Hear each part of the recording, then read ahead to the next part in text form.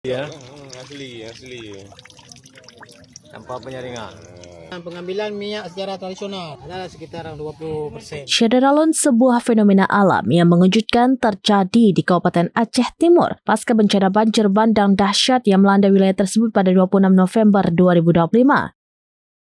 Cairan yang sangat menyerupai bahan bakar minyak jenis solar dilaporkan muncul secara alami dari dalam tanah di sejumlah titik pemukiman warga. Berdasarkan pantauan di lokasi, warga desa setempat yang menjadi korban banjir kini mendatangi sumber munculnya cairan tersebut.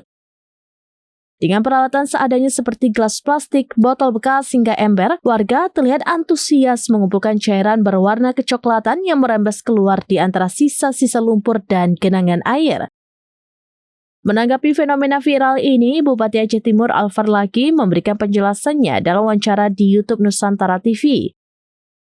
Beliau membenarkan bahwa wilayah Aceh Timur memang dikenal sebagai daerah penghasil minyak bumi yang melimpah.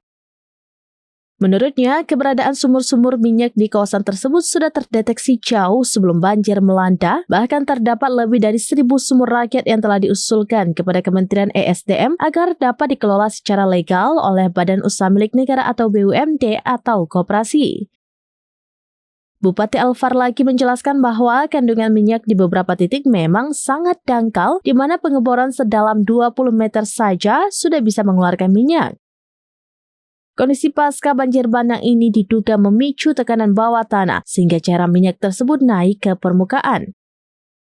Meski fenomena ini menarik perhatian luas, pihak pemerintah daerah memastikan bahwa saat ini aktivitas pengambilan cairan tersebut hanya dilakukan oleh warga desa setempat sesuai dengan kearifan lokal dan aturan kampung yang berlaku.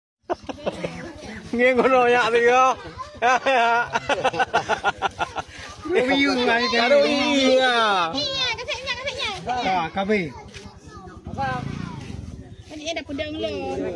Kalau setel kalau dindong. Baca ya, baca. Di gerong agak lihat. Apa yang ada tiat? Katanya Ya, Asli. tanpa penyaringan. Pengambilan minyak secara tradisional adalah sekitar 20% minyak. Asli solar ah. Solar.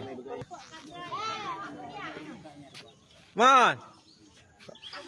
Asli minyak ah.